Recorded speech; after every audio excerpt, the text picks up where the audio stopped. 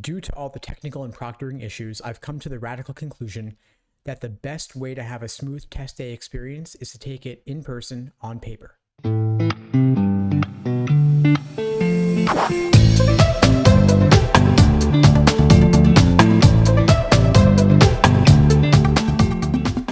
Hey, what's up everybody? Steve Schwartz here from LSAT Unplugged, joining you today to share my recommendations for having the best LSAT test day experience.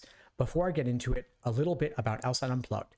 We offer live online classes via Zoom, on-demand video courses, small group coaching, and one-on-one coaching. Check out the links below this video to find out more and to book a call with me and my team. We'd love to help you out.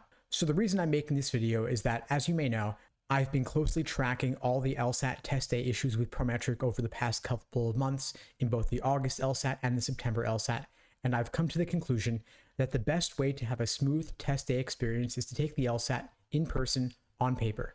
Unfortunately, this is not one of the default options. You can choose by default to take it either remotely or in person, but if you want to take the LSAT on paper, you'll need to get special accommodations in order to do so. Now, I don't make this recommendation lightly, as I know there are a lot of steps involved in getting LSAT test day accommodations. However, I want you to have the smoothest LSAT test day experience possible, and in this case, I do believe it requires getting the special accommodations to take the LSAT in person, on paper, at a Prometric testing center. Now, if you want LSAT accommodations for in person on paper, you can do it. In fact, if you get the paper accommodations, you will actually be required to take the LSAT in person, which I actually don't think is a bad thing, since you can avoid a lot of the proctoring issues by taking it in person, and you can avoid the technical issues by taking it on paper. In order to get the accommodations, you simply need to write a statement of need and to get a form filled out by a qualified professional like a doctor or psychiatrist.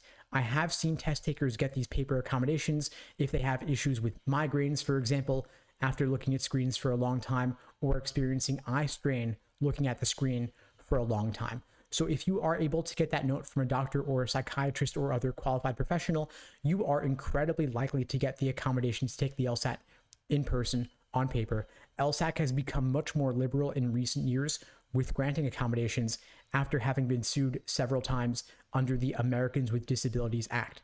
So take the steps now if you want to apply for accommodations. It's currently not too late to apply for those accommodations to take the LSAT as early as November in person on paper, and of course in January, February, or beyond. Anyway, folks, I hope you found this video helpful. If you did, please do me a favor and share it with someone who needs to see it. Maybe you know someone else who's also taking the LSAT in the near future, who's worried about the LSAT test day disasters that happened in both August and September, and you want to help them avoid those issues going forward. This is, I believe, the best way to do it. In the meantime, I wish you all the best and take care.